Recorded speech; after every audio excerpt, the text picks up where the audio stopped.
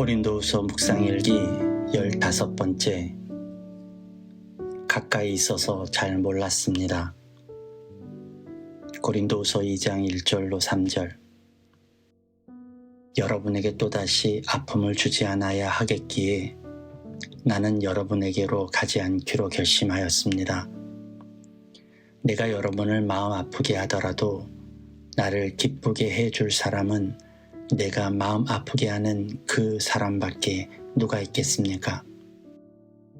내가 이런 편지를 쓴 것은 내가 거기에 갔을 때에 나를 기쁘게 해야 할 바로 그 사람들에게서 내가 마음 아픈 일을 당하는 일이 없도록 하려는 것이었습니다.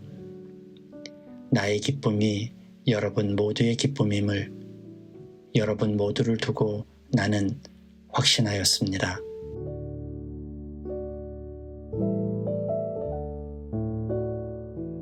좋은 아침입니다. 오늘부터 연휴가 시작되죠. 움직이는 모든 시간 안전하게 지켜주실 것을 기도합니다. 무엇보다 좋은 사람, 가까운 가족들을 만나서 즐겁고 기쁜 교제를 할 수 있기를 빕니다. 간혹 명절이 오히려 가족들과의 관계가 나빠지는 계기가 되기도 하죠. 가까워서 함부로 말하고 친해서 쉽게 대하는 경우들이 있습니다. 그런데 가족은 우리에게는 가장 먼저 그리고 가장 중요하게 섬기고 세워줘야 할 제1의 이웃이라는 사실을 기억하면 좋겠습니다. 가장 먼저 우리에게 보내신 소중한 사람들이기 때문이죠. 이제 가정을 잘 섬기고 돌아오실 여러분을 축복하고 응원합니다. 가깝지만 또 먼 가족들을 위해 보내진 선교사의 연휴 되시길 빕니다. 바울은 오늘 본문의 1절에서 고린도를 방문하지 않겠다는 결심을 밝히죠. 여기에 특이한 점이 있는데요. 그 이유가 고린도에 있는 이들에게 또다시 아픔을 주지 않기 위해서라는 것입니다. 이 말은 이전에 방문해서 아픔을 나눈 적이 있다는 의미로 받아들여지죠. 이미 말씀드렸다시피 바울은 고린도 후서 이전에 2차례 고린도를 방문한 것으로 보입니다.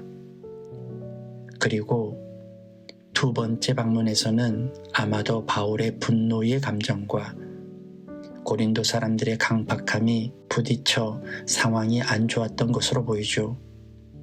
이 때문에 서로 아픔을 주고받았던 것 같아요. 이는 어제 묵상과 이어지는 말씀이죠. 그런데 바울은 여기서 중요한 깨달음을 하나 나누고 있습니다. 그렇게 틀어져서 화내고 싸우고 서로 아픔을 주고받는 이들이었지만 가만히 생각해보니 왜 그랬을까 싶었던 것 같아요.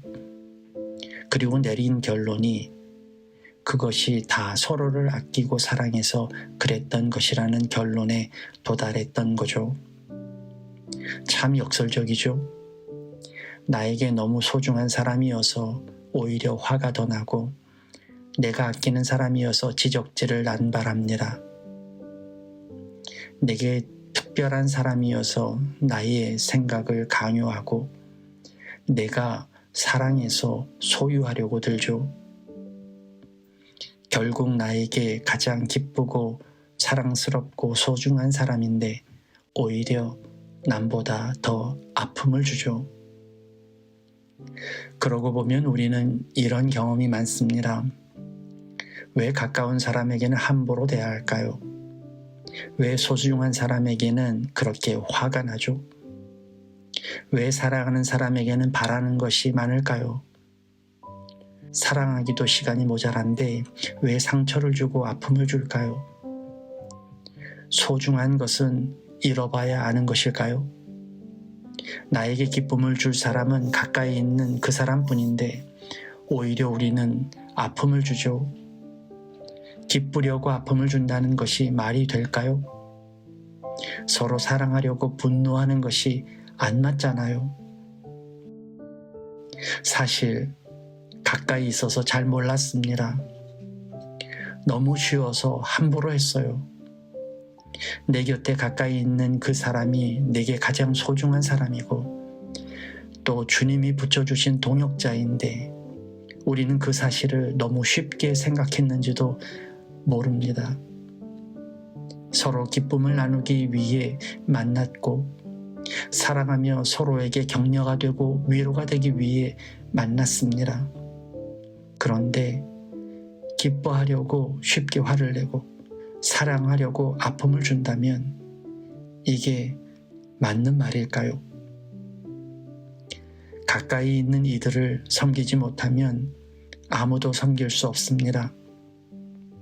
하나님이 보내신 특별한 인연을 인정하지 못하면 어떤 인연을 붙여주셔도 그가 나에게 소중한 사람임을, 소망과 사랑을 위해 보내주신 존재임을 인정하지 못할 거예요.